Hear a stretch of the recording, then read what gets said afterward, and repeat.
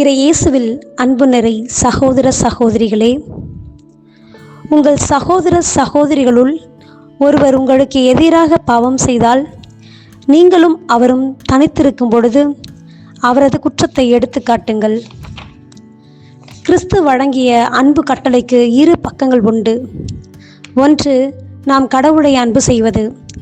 மற்றொன்று, நாம் பிறர் மட்டில் அன்பு காட்டுவது. இந்த இரு பக்கங்களும் ஒரே அன்பு கட்டளையின் இணைப்பிரியா அம்சங்கள். ஆனால் பிறரை அன்பு செய்ய வேண்டும் என்னும் கட்டளையை நடைமுறையில் கடைபிடிப்பது எப்படி? அன்பின் வடிவங்கள் பல. அவற்றுள் ஒன்றுதான் பிறர் குற்றம் செய்யும் போது அவர்களை திருத்துவதற்காக நாம் எடுக்கும் முயற்சி. பிறரிடம் குற்றம் காண்பதையே தங்கள் வாழ்க்கை குறிக்கோளாக கொள்வோர் சிலர் உண்டு.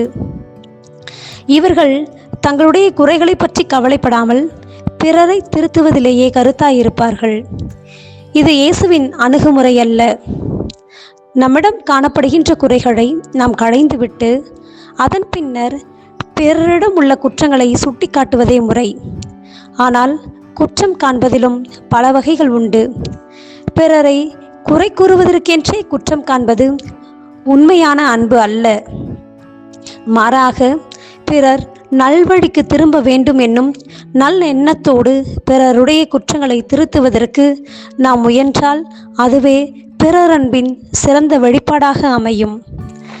பிறரை திருத்த நாம் முனையும் போது முதலில் அவர்களோடு தனித்து பேசி அக்குறையை சரிப்படுத்த வேண்டும் என்பது இயேசு வழங்குகின்ற வழிமுறை. இயேசு இவ்வாறு ஏன் கூறுகிறார் என்ற ஒரு கேள்வியை நாம் கேட்கலாம். இயேசுவின் பார்வையில் எந்த ஒரு மனிதரும் தம்மை குற்றமற்றவர் என கூறிட இயலாது. கடவுளின் முன்னிலையில் நாம் அனைவருமே குறையுள்ளவர்கள்தாம். கடவுளின் இரக்கமும் மன்னிப்பும் நம் அனைவருக்கும் தேவையானதே. அப்படி இருக்க நம் சகோதர சகோதரிகளிடம் மட்டும் குற்றம் இருப்பதாக எண்ணி நாம் செயல்படுவதற்கு மாறாக நமக்கு கடவுளின் மன்னிப்பு அருளப்படுவது போல பிறரும் அதே அன்பு அனுபவத்தை நம் செயல்கள் வழியாக பெற்றிட நாம் வழிவகுக்க வேண்டும்.